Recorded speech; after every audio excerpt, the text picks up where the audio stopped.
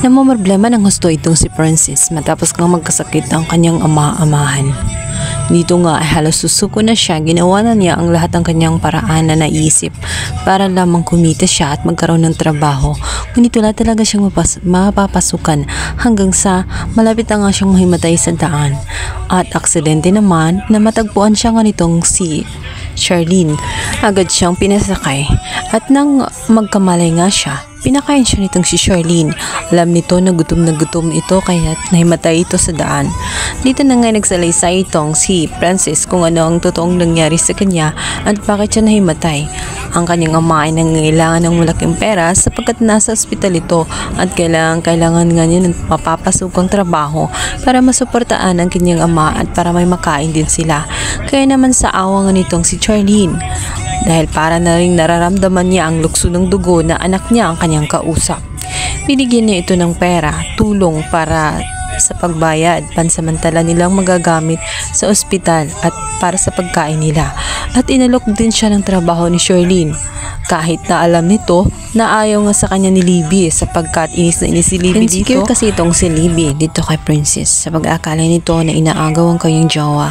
Ngunit ang totoo ay kaibigan lang sila. Walang totoong namamagitan sa kanilang dalawa maliban na lamang kung ang kanyang jowa ay may lihim na pagtingin dito kay Princess.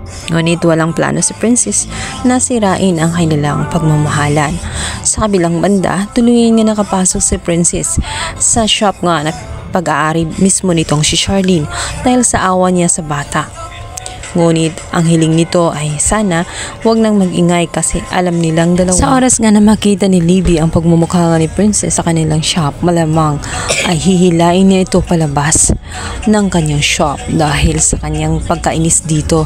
Kaya naman sa kagustuhang makatulong ni Charlene ay ililihim nila hanggang sa isang beses munti ka na ngang mahuli ni Libby itong si Princess. Mabuti ay nakapagtago siya. Sa kabilang banda, magkukrus nga ang landas ni Divina at itong si Charlene matapos ng dalawa silang gagawaran ng parangal bilang isa sa pinakamagaling na entrepreneur sa kanilang lugar.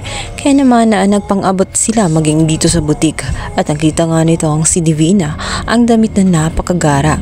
Pag-akala nito na wala pang nagmamay-ari, ang hindi niya alam ay talagang pinasadya yun ni Charlene. Hindi matanggap ni Divina na napakaganda ang damit nito.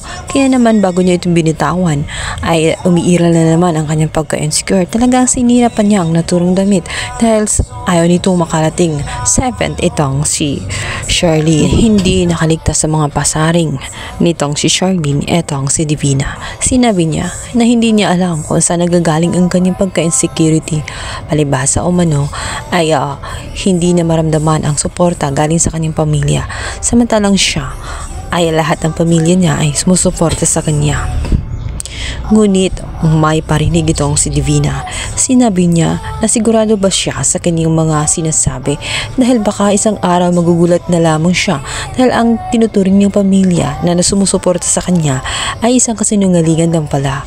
Ang hindi kasi niya alam ay ibang anak ang kanyang kasama at si Princess ang totoo niyang anak.